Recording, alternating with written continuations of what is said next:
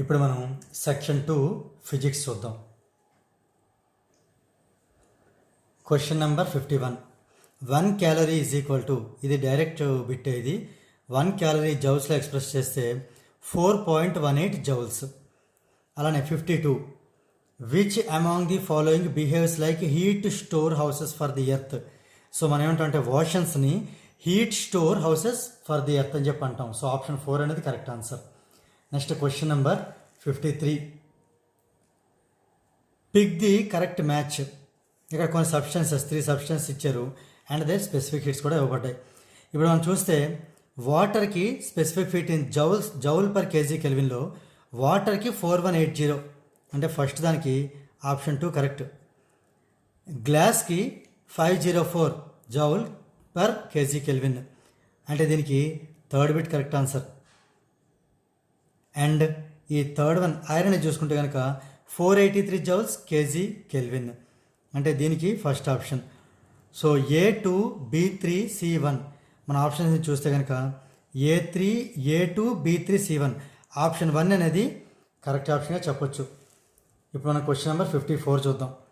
Formation of dew on the surface of a cold soft drink bottle kept in air is due to, ఇది కూడా direct బిట్టే, condensation. So option 3 అనేది correct answer. Question number 55 చూద్దాం. The heat energy supply to system during melting. During melting ఏమంటామంటే latent heat of fusion. So option 3 is the right answer. ఇప్పుడు మన question number 56 చూస్తున్నాం. The device used to measure the specific heat of a substance.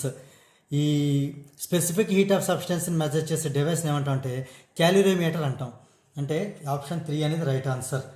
Next question number 57 చూద్దాం.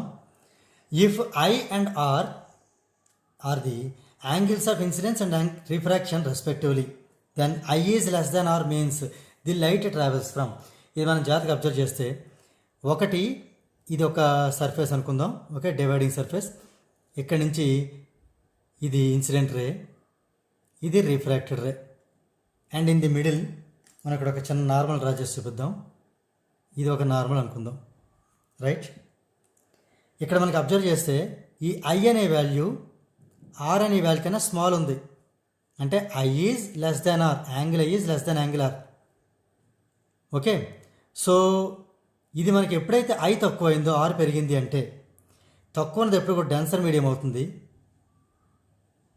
ఈ పెరిగింది ఎప్పుడు కూడా rarer medium అవుతుంది, అంటే light travels from denser to rarer. So option 1 అనేది కరెక్ట్ ఆన్సర్ అవుతుంది.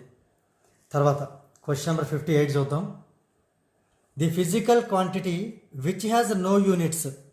సో ఇందులో ఆప్షన్స్లో చూసుకుంటే ఈ రేడియస్ ఆఫ్ కర్వేచర్కి యూనిట్స్ ఉంటుంది, వెలాసిటీ ఉంటుంది, ఫోకల్ లెంత్ ఉంటుంది, 2 సెంటీమీటర్ మీటర్స్లో ఉంటే ఇది మీటర్ పర్ సెకండ్ కానీ, సో కిలోమీటర్ పర్ అవర్ కానీ అలా ఉంటుంది. స్పీడ్ ఎటు వచ్చి రీఫ్రాక్టివ్ ఇండెక్స్ మట్టుకు ఎలాంటి ఒకే యూనిట్స్ ఉండవు. So option 4 is the right answer. ఇప్పుడు మనం క్వశ్చన్ నెంబర్ 59 చూద్దాం. A rectangular tank of depth 2 meters is full of water of refractive index 4/3. When viewed from the top, the bottom of the tank is seen at a depth of.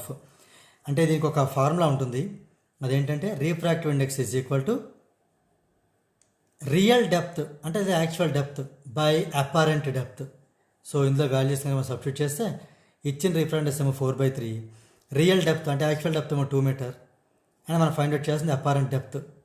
So simplify చేస్తే 2 1 2 2.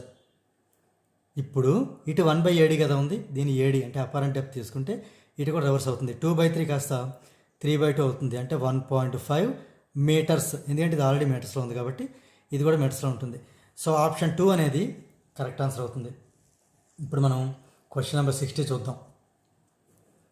When we sit at a camp fire, objects beyond the fire are seen swaying. The principle involved in it is. ఇదేంటంటే మనం camp fire ముందు కూర్చున్నప్పుడు ఆ fire నుంచి వచ్చినటువంటి ఒక smoke ఉంటుంది, ఇది ఒక క్యాంప్ ఫైర్ అనుకుందాం. ఈ ఫైర్ నుంచి వచ్చినటువంటి స్మోక్ ఉంటుంది, ఇటుపక్క మనం కనుక ఉంటే అటుపక్క ఆబ్జెక్ట్స్ కానీ చూస్తే ఇవన్నీ కూడా స్వేయింగ్ అంటే కదులుతున్నట్టుగా ఉంటాయి, ఎందుకంటే ఇక్కడి నుంచి వచ్చే రేస్ అనేవి ఇక్కడ రీఫ్రాక్ట్ అవుతూ ఉంటాయి. సో ఇక్కడ మనకి ఉన్న ఫినామినా ఏంటంటే రీఫ్రాక్షన్, అంటే ఆప్షన్ 1 అనేది కరెక్ట్ ఆప్షన్ అవుతుంది. తర్వాత క్వశ్చన్ నెంబర్ 61 చూద్దాం. If A and B are speed of the light in medium and refractive index of the medium respectively, then ఇక్కడ ఏ అనేదేమో స్పీడ్ ఆఫ్ ది లైట్ని ఇండికేట్ చేస్తే బి వచ్చి రీఫ్రాక్టివ్ ఇండెక్స్ని ఇండికేట్ చేస్తుంది.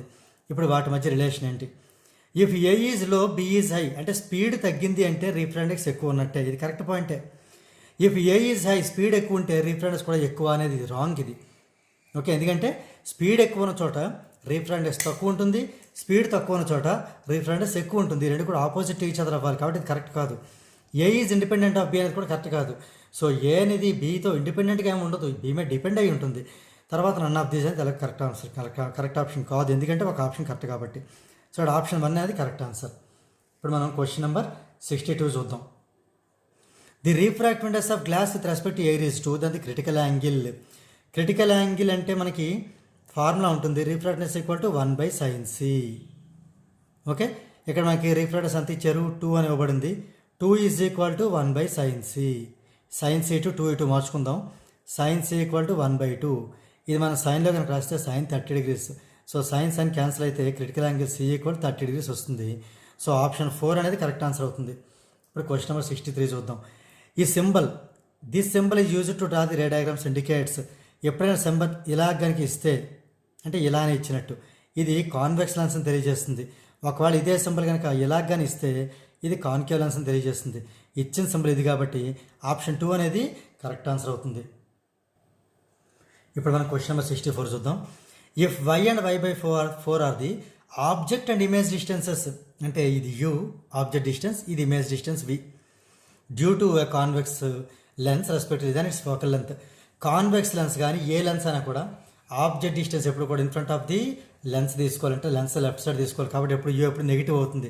ఈ విషయం మనం చాలా జాగ్రత్తగా అబ్జర్వ్ చేయాలి. వి ఈ అన్ని కేసుల్లో కూడా పాజిటివ్ అవుతుంది ఎక్సెప్ట్ లాస్ట్ కేసు. సో మనకి ఎఫ్ అనేది ఎప్పుడు కూడా పాజిటివ్ అవుతుంది. సో మనకి దీని ఫార్ములా లెన్స్ ఫార్ములా అప్లై చేద్దాం. 1/f equal to 1/v minus 1/u. ఇందులో వాల్యూ సబ్స్టిట్యూట్ చేద్దాం. 1/f equal to 1/v, v ఎలాగూ y/4 కాబట్టి 1/v అంటే తిరగేయటమే, అంటే రెసిప్రోకల్ 4/y మైనస్ ఈ మైనస్ ఇక్కడ మైనస్ యూకి తీసుకుంటాం కాబట్టి మైనస్ మైనస్ ప్లస్ అవుతుంది. 1/u అంటే 1/y. ఇక్కడ మనం ఎల్సిఎం తీసుకుందాం, లేదా okay y is the LCM. 4 + 1 అంటే 5. సో మొత్తం మనకు కావాల్సిన ఎఫ్ కావాలి కాబట్టి ఎఫ్ ఈక్వల్ టు రెసిప్రోకల్ తీసుకుందాం. ఇది 1/f వాల్యూ. సో మనకు కావాల్సిన ఎఫ్ కాబట్టి F equal to y/5. Okay, so option 3 అనేది కరెక్ట్ ఆన్సర్ అవుతుంది. ఇప్పుడు మనం క్వశ్చన్ నెంబర్ 66 అనేది చూద్దాం. ఆ lens bounded by 2 spherical surfaces curved inwards. ఇది ఇన్వర్డ్స్ అంటే ఇది ఇలా కనుక ఇలా లోపలికి ఉంటే ఇన్వర్డ్స్ అంటాం. దీన్ని మనం ఏమంటాం అంటే డబుల్ కాన్కేవ్ లెన్స్ అంటాం. సో ఆప్షన్ 1 అనేది కరెక్ట్ ఆన్సర్. ఇప్పుడు క్వశ్చన్ నెంబర్ 66 చూద్దాం. A convex lens gives a virtual image when the object is placed on the principal axis. దీన్ని మనం కాన్వెక్స్ లెన్స్ అని తీసుకుంటాం. సో ఇందులో మనకి టోటల్ 5 కేసెస్ ఉంటాయి. అందులో 6th కేసు వచ్చి ఈ virtual image 6th case. So ఈ 6th కేసులో ఆబ్జెక్ట్ని ఎక్కడ తీసుకోవాలంటే ఇది ఓ అనుకుంటే ఇది ఫోకస్, ఇది ఆప్టికల్ సెంటర్, ఇది ఫోకస్, దీన్నే ఫోకల్ పాయింట్ అని కూడా చెప్పొచ్చు. ఈ రెండింటి మధ్యలో మట్టుకు ఆబ్జెక్ట్ని తీసుకుంటే ఇదే 6th కేసు. ఈ ఒక్క కేసులోనే మనకి వర్చువల్ ఇమేజ్ వస్తుంది. మిగిలిన 5 కేసులో కూడా రియల్ అండ్ ఇన్వర్టెడ్ వస్తుంది. సో మనకి ఇప్పుడు ఆబ్జెక్ట్ ఎట్లా ఉండాలి? బిట్వీన్ ఎఫ్ అండ్ ఓ, అంటే between focal point and optic centre. So option 4 is the right answer. ఇప్పుడు మన క్వశ్చన్ నెంబర్ 67 చూద్దాం. Which among the following pairs represents optically transparent and opaque media? ఒకటేమో లైట్ని ట్రాన్స్ఫర్ చేయాలి, అంటే లైట్ని ట్రాన్స్మిట్ చేయాలి, దాని ద్వారా పాస్ చేయాలి. ఇంకోటి అపేక్ అంటే పాస్ చేయకూడదు, అంటే మనకి షేడ్ రావాలి. సో అలాగనే చూసుకుంటే ఈ పేరు చూస్తే వాటర్ గ్లాస్ రెండింటి ద్వారా కూడా మనకి లైట్ అండ్ ట్రావెల్ అవుతుంది. సో 2 ఆప్షన్లు అవ్వవు, ఎందుకంటే ఒకటి ట్రాన్స్పరెంట్ అవ్వాలి, ఒకటి అపేక్ అవ్వాలి. సో వాటర్ ఐస్ 2 కూడా ట్రాన్స్పరెంటే. క్లే వుడ్ 2 కూడా అపేకే. ఎటు వచ్చి ఐస్ ఏమో ట్రాన్స్పరెంట్, క్లే వచ్చి అపేక్. సో ఆప్షన్ 3 అనేది కరెక్ట్ ఆన్సర్ అవుతుంది. మనం ఇప్పుడు క్వశ్చన్ నెంబర్ 68 చూద్దాం. If R1 and R2 are the radii of curvature, n is the refractive index and f is the focal length, then the lens maker's formula is given by the direct formula.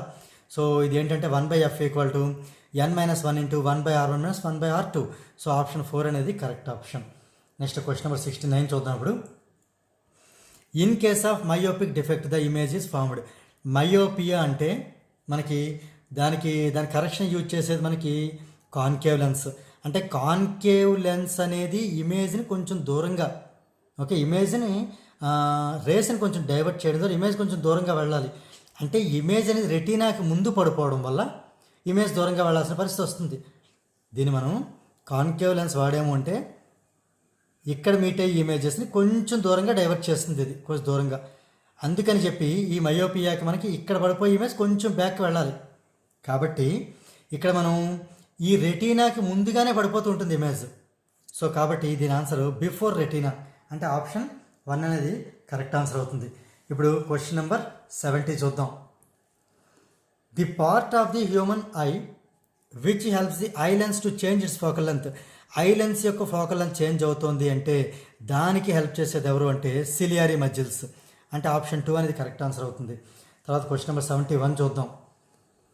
The power of a lens is plus 2.5 dioptre its focal length. Actually power అంటే 1/, focal length 1/f, it should be in metres. Okay, so దీన్ని బట్టి మనకి ఈ power 2.5 కదా, ఈ power into F into రాద్దాం. F equal to 1/2.5, అంటే దీన్ని ఇంటూ 10/10 చేద్దాం. చేసే అవుతుంది 10/25.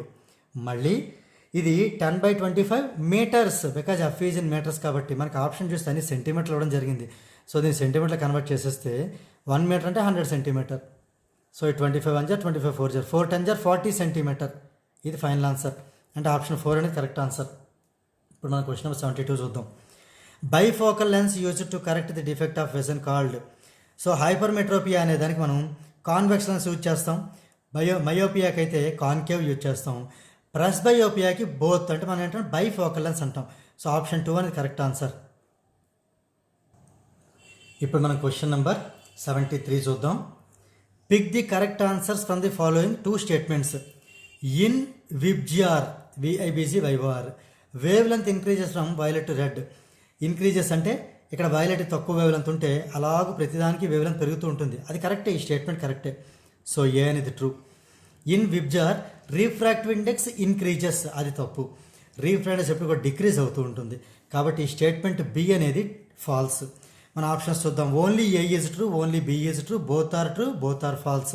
ఓన్లీ ఏ ఈజ్ ట్రూ, అంటే ఆప్షన్ 1 అనేది కరెక్ట్ ఆన్సర్ అవుతుంది. ఇప్పుడు మనం క్వశ్చన్ నెంబర్ 74 చూద్దాం. The formation of the rainbow is due to the dispersion of sunlight by water droplets. Water droplets మీద ఈ సన్లైట్ డిస్పర్షన్ అవ్వడం వల్ల మనకి రెయిన్బో అనేది ఫామ్ అవుతుంది. సో ఆప్షన్ 2 అనేది కరెక్ట్ ఆన్సర్ అవుతుంది. క్వశ్చన్ నెంబర్ 75 చూద్దాం.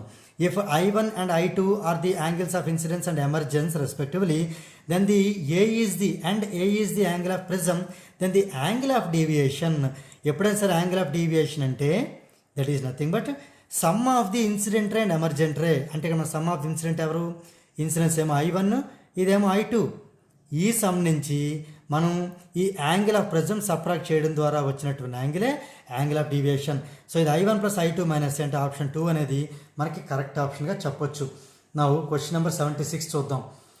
The quantity which has the unit ampere second. Ampere అంటే ఇక్కడ మనకి కరెంట్ అనేది యాంపియర్లో మేర చేస్తాము. ఇది I అండ్ సెకండ్ అంటే T. ఇది దిస్ ఈజ్ నథింగ్ బట్ మనకి Q, చార్జ్ అనమాట. అంటే ఇది మనకి చార్జ్ యొక్క డెఫినేషన్. సో మనకి ఎలక్ట్రిక్ ఛార్జ్, ఆప్షన్ 3 అనేది మనకి కరెక్ట్ ఆప్షన్ అవుతుంది. ఇప్పుడు మనం క్వశ్చన్ నెంబర్ 77 చూద్దాం. A bulb is marked 100 watt and 240 volts, what is the resistance. So actually అక్కడ మనకి ఈ 100 వాట్ అంటే ఇది పవర్ని ఇండికేట్ చేస్తుంది, ఇదేమో P, అండ్ ఈ వోల్టేజ్ వచ్చి ఇదేమో V. మనకు కావాల్సింది R is equal to formula V²/P. ఈ ఫార్ములా ఎలా వచ్చింది ఒక్కసారి చూద్దాం. మామూలుగా మనకి power is equal to V × I. Okay, దీన్ని మనం VIP అని గుర్తుపెట్టుకోవచ్చు. సో ఇటు VI, ఇటు P, VIP. సో మనకి ఇందులోని V అంటే V రాద్దాం. అకార్డింగ్ టు ఓమ్స్ లా ప్రకారం I అంటే మళ్ళీ V/R. సో దీన్ని బట్టి మనకి ఈ Rని టు Pని పంపిస్తే R is equal to V × V²/P అవుతుంది. సో వాల్యూ సబ్స్టిట్యూట్ చేద్దాం. V² అంటే 240 × 240 బై P అంటే ఇక్కడ 100. ఈ 0 0 0 0 క్యాన్సిల్ అయితే 24 × 24 576, అండ్ ఆర్కి ఏమో యూనిట్స్ ఓమ్. సో ఆప్షన్ 4 అనేది కరెక్ట్ ఆన్సర్ అవుతుంది. ఇప్పుడు మనం క్వశ్చన్ నెంబర్ 78 చూద్దాం. Electric fuse is used in household circuits for the purpose of. So electric ఫ్యూజ్ని మనం యూజ్ చేయడం వల్ల ఏంటి ఉపయోగం అంటే ఇక్కడ చూద్దాం. ఈ యొక్క preventing damages due to overloading. ఎప్పుడైనా సరే ఎక్సెస్ కరెంట్ వచ్చినప్పుడు, ఓవర్లోడ్ అయినప్పుడు ఆ ఫ్యూజ్ అనేది మెల్ట్ అయిపోయి మన యొక్క అప్లయన్స్ అనేది అంటే పాడవకుండా చేస్తుంది అనమాట, డ్యామేజ్ అవ్వకుండా చేస్తుంది. So preventing damages due to overloading option 3 అనేది కరెక్ట్ ఆన్సర్. ఇప్పుడు మనం క్వశ్చన్ నెంబర్ 79 చూద్దాం. 4 resistors each of 2 ohm are connected in the form of 4 sets of a parallelogram. The equivalent resistance between any two opposite corners is. So ఇక్కడ మనకి ఒక parallelogram షేప్లో connect చేద్దాం.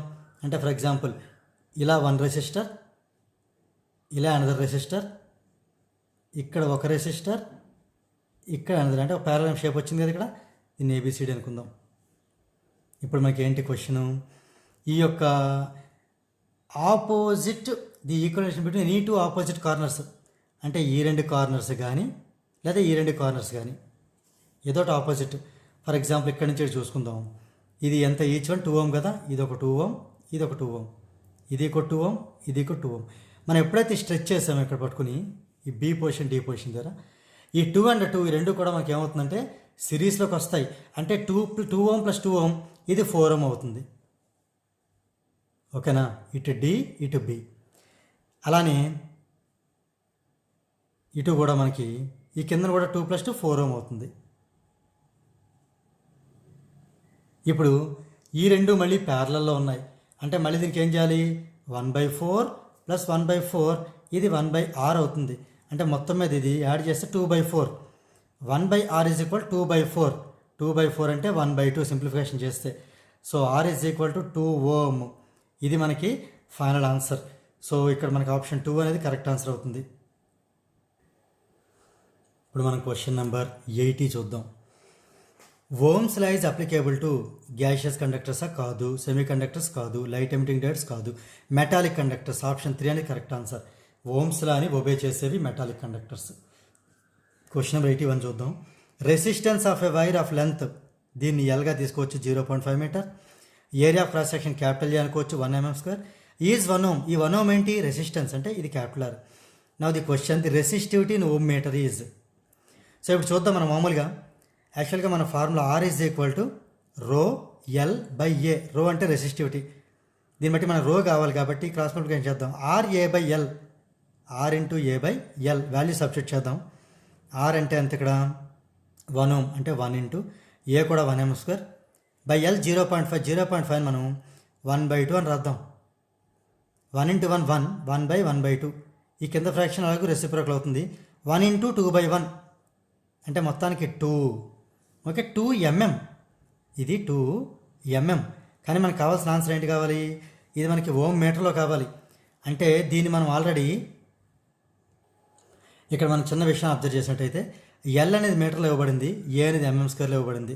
So మనకు కావాల్సిన ఆన్సర్ మీటర్లో కన్వర్ట్ చేయాలి కాబట్టి ఈ 2ని ఏం చేద్దాం అంటే ఎంఎంని CMలో మార్చాలంటే బై 10, మళ్ళీ మీటర్లో మార్చాలంటే ఇంకో 100.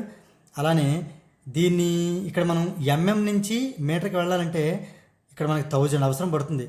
సో మొత్తం మీద ఇది 2 × 10⁻⁻6 ఓమ్ మీటర్. అంటే ఆప్షన్ నెంబర్ 3 అనేది కరెక్ట్ ఆప్షన్ అవుతుంది. ఇప్పుడు మన క్వశ్చన్ నెంబర్ 82 చూద్దాం. The area of current time graph. Current time అంటే యాక్చువల్గా ఇది I/T, నథింగ్ బట్ మనకి ఏంటంటే Q అంటే charge, electric charge. So option 4 అనేది కరెక్ట్ ఆన్సర్. తర్వాత 83 క్వశ్చన్ చూసుకుంటే 2 resistors of 3 ohm and 2 ohm are connected in series and the potential difference of 5 volts is applied across them. The potential difference across 2 ohm resistor is. ఇప్పుడు ఈ డేటాను బట్టి ఇక్కడ మనం సిరీస్లో కనెక్ట్ చేయబడ్డాయి కాబట్టి రిజల్టెంట్ కావాలంటే 2 యాడ్ చేయాలి. ఇక్కడ ఫైనల్గా మనకు వచ్చే R ఎంత అవుతుందంటే రిజల్టెంట్ రెసిస్టెన్స్ 2 సిరీస్ కూడా యాడ్ చేయొచ్చు. 3 ohm + 2 ohm ఎంత అవుతుంది, 5 ohm అవుతుంది. ఇది R వాల్యూ, ఇది V వాల్యూ. 2 యూజ్ చేసి ముందు మనం కరెంట్ ఫైండ్ అవుట్ చేద్దాం. కరెంట్ I = V/R అంటే 5/5. V కూడా 5, R కూడా 5 అంటే 1 ఆంపియర్. ఇప్పుడు కరెంట్ 1 ఆంపియర్, రెసిస్టర్ ఏమో 2 ohm. ఈ రెండు బట్టి మళ్ళీ మనం V ఫైండ్ అవుట్ చేయాలి. V = ఫార్ములా IR అంటే 1 × 2 ohm అంటే 2 వోల్ట్. ఇది మన పొటెన్షియల్ డిఫరెన్స్ కాబట్టి వోల్ట్స్ అని వస్తుంది. Option 1 is the correct answer. Next question number 84 చూద్దాం. Of the 2 bulbs in a house, ఒక ఇంట్లో 2 బల్బ్స్ ఉంటే one glows brighter than the other, ఒక బల్బు చాలా ఎక్కువగా బ్రైట్గా గ్లో అవుతుంది. Okay, which of the 2 has the larger resistance. So దేనికి ఎక్కువ రెసిస్టెన్స్ ఉంటుంది, ఏదైతే బ్రైట్గా గ్లో అవుతుందో దాని ద్వారా ఎక్కువ కరెంట్ పాస్ అవుతుంది అంటే దాని తక్కువ రెసిస్టెన్స్ ఉంటుంది. మనకు కావాల్సింది ఎక్కువ రెసిస్టెన్స్ కావాలి అంటే తక్కువగా గ్లో అయ్యే బల్బు అంటే dim bulb. So option 2 is the right answer. ఇప్పుడు మనం క్వశ్చన్ నెంబర్ 85 చూడబోతున్నాం. Pick the correct answer from the following 2 statements. Kirchhoff's junction law is based on the conservation of charge, ఇది కరెక్టే. So the charges which are entering their sum is equal to the sum of the charges leaving. At the same time, Kirchhoff's loop law is based on the conservation of energy. This is also correct. So ఇక్కడ మనం చూస్తే రెండు statement కూడా కరెక్టే. So both A and B are true అంటే option 3 అనేది correct option అవుతుంది. ఇప్పుడు మనం క్వశ్చన్ నెంబర్ 86 చూద్దాం. The electric power in KWH అంటే kilowatt hour consumed in operating a 60 watt bulb for 3 hours a day in a month 30 days. ఇది సింపుల్గా ఏమీ లేదు, ఈ వాటేజ్ని మనం కిలో వాట్లో మార్చాలి అంటే 60/1000 చేయడం ద్వారా ఇది కిలోవాట్గా మారుతుంది. ఓకేనా. నెక్స్ట్ 3 hours కాబట్టి ఇంటూ 3 చేయాలి. అలాగూ ఒక మంత్, ఆ మంత్లో ఎన్ని 30 days, సో ఇంటూ 30 చేయాలి. ఈ రకంగా చేస్తే మనకి ఎన్ని యూనిట్స్ తెలుస్తుంది. సో ఇది మనం సింపుల్గా చేద్దాం. ఈ 0 క్యాన్సిల్, ఈ 0 క్యాన్సిల్. ఇక్కడ మనకి ఏం మిగిలింది 6 × 3 3 = 9, 6 9 = 54, 54/10 అంటే 5.4 కిలోవాట్ అవర్. వీటిని మనం యూనిట్స్ అని అంటాం అంటే 5.4. Option 2 is the right answer. 87 question number 87. On increase in temperature the resistance of copper and germanium respectively. ఎప్పుడైతే మనం టెంపరేచర్ ఇంక్రీజ్ చేసామో కాపర్ యొక్క రెసిస్టెన్స్ పెరుగుతుంది, జెర్మేనియం రెసిస్టెన్స్ తగ్గుతుంది, ఎందుకంటే ఇది నాన్ ఓమిక్ కండక్టర్. సో ఇది ఓమ్స్ల ప్రకారం చూసుకుంటే ఇది నాన్ ఓమిక్. సో ఇది మాత్రం టెంపరేచర్ కానీ పెంచితే రెసిస్టెన్స్ పెరుగుతుంది, తగ్గుతుంది అంటే ఇంక్రీజెస్ డిక్రీజెస్. సో ఆప్షన్ 1 అనేది correct answer. Next 88 question number 88 చూద్దాం. 3 volt × 4 కూలుంబ్. యాక్చువల్గా మనకి పొటెన్షియల్ డిఫరెన్స్ V = W/Q అని చెప్పి యాజ్ పర్ డెఫినేషన్. దీని ప్రకారం చూసుకుంటే క్రాస్ మల్టిప్లికేషన్ చేస్తే W = V × Q. ఇక్కడ V అంటే 3 volts ఇంటూ Q అంటే 4 coulombs. 3 4s are 12. See, volt into coulomb, nothing but the units of W. W is for joules. అంటే 12 joules. దట్ ఈస్ ఆప్షన్ 4 అనేది correct answer అవుతుంది. ఇప్పుడు మనం question number 89 చూద్దాం. 3 resistors of 1 ohm, 0.1 ohm and 0.01 ohm are connected in సిరీస్లో connect చేసినప్పుడు మనం వాటిని యాడ్ చేయాల్సి ఉంటుంది. ఎందుకు? To get their equivalent resistance. అంటే ఈ 1 ohmని, ఓకే, ఈ 0.1 ohmని 0.01 3 యాడ్ చేస్తే 1.11 ohm అని ఆన్సర్ వస్తుంది. సో ఆప్షన్ 1 అనేది మనకి కరెక్ట్ ఆన్సర్గా చెప్పొచ్చు. ఇప్పుడు క్వశ్చన్ నెంబర్ 90 చూద్దాం. The scientist who proposed that the metallic conductors contain large number of free electrons is. ఈ సైంటిస్ట్ యాక్చువల్లీ ఒకరు కాదు, ఇద్దరు. వాళ్ళంటే Drude and Lorentz. So here option చూస్తే ఆప్షన్ 4 అనేది కరెక్ట్ ఆన్సర్.